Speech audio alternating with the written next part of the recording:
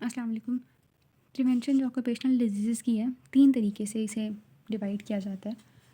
Medical measures होते हैं, कुछ इंजीनियरिंग मेजर्स होते हैं और उसके बाद फिर लेजिस्लेटिव मेजर्स होते हैं।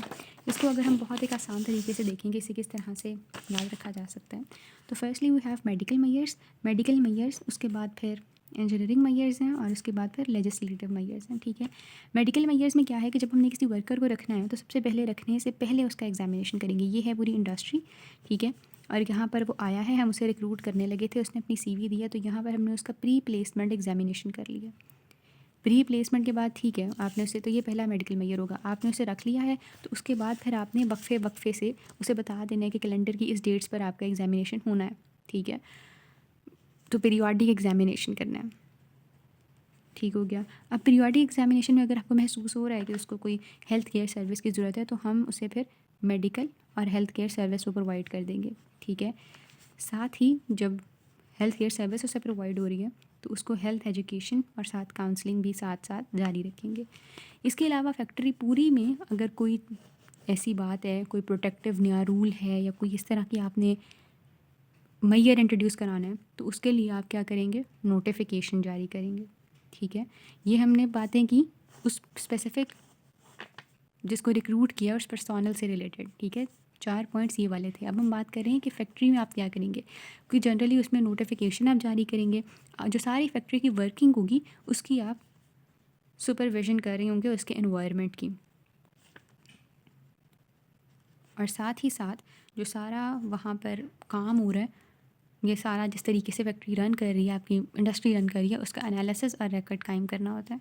ठीक है, तो ये मेडिकल मेजर्स पूरे हो जाते हैं। अब आते हैं इंजीनियरिंग मेजर्स पर। इंजीनियरिंग मेजर्स क्या होते हैं कि ये है फैक्ट्री, सबसे पहले तो फैक्ट्री का डिज़ाइन अच्छा होना चाहिए।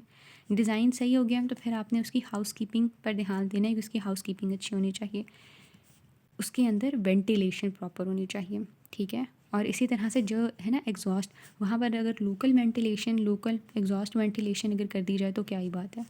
तो ये 4 पॉइंट्स रिलेटेड हो गए कि हाउस कीपिंग, डिज़ाइन अच्छा होना चाहिए, ठीक है, बिल्डिंग का, और वेंटिलेशन और लोकल एग्जॉस्टमेंट। फिर आ जाती है बात, ये 4 इसके पॉइंट्स हो गए। अब इसी से रिलेटेड बात है कि कुछ होती हैं इंडस्ट्रीज जिनमें डिफरेंट डस्ट का इस्तेमाल हो रहा होता है, ऑर्गेनिक या इनऑर्गेनिक डस्ट। तो जहाँ पर डस्ट है तो डिफरेंट मेथड से डस्ट को कम्बैट किया जा सकता है, जिसमें वेट मेथड्स का जिक्र किया हुआ है बुक ने।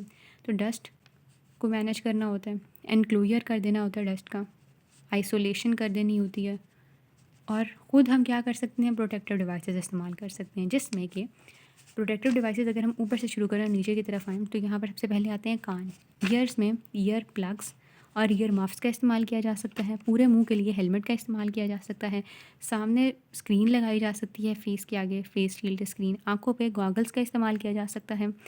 नीचे आते हैं फिर, उसके बाद फिर आ जाता है कि बल्कि नहीं, फेस पर अगर आपने या बॉडी पर क्रीम कोई लगानी है तो आप बैरियर क्रीम्स का इस्तेमाल कर सकते हैं। ठीक है, ओके, उसके बाद नीचे आते हैं तो आप एप्रन पहन सकते हैं, हाथों में ग्लव्स पहने जा सकते हैं।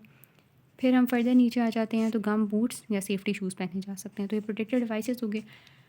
ये 4 चीज़ें ये हो गई, डस्ट, उसका इंक्लूजर, उसकी आइसोलेशन, और ख़ुद प्रोटेक्टिव डिवाइसेस इस्तेमाल कर लो। ठीक है, फिर तीसरी क्या चीज़ आ जाती है कि आपने जो चीज़ें इस्तेमाल वहाँ पर हो रही हैं या जो प्रोसेस हो रहा है उसको किस तरह से चेंज किया जा सकता है कि वो बेहतर हो जाए। उसमें पहली चीज़ आ जाती है मैकेनाइजेशन, कि जो प्रोसेसेस मैनुअली हो रहे हैं उनको मैकेनिकल कर दिया जाए। फिर क्या है, सब्सटीट्यूशन, ज़्यादा हार्मफुल सब्सटेंस इस्तेमाल हो रहे हैं, कम हार्मफुल कर लें आप उसकी जगह। तीसरी आ जाती है अगेन वही कि आपने एनवायरनमेंट की मॉनिटरिंग करनी है। ठीक है, वहाँ हेल्थ वाइज करनी थी, हाँ इंजीनियरिंग मेजर्स वाइज करनी है, और उसके साथ ही साथ आपने स्टैटिस्टिकल मॉनिटरिंग भी करनी है और फर्दर रिसर्च करनी है। और third thing is legislative measures.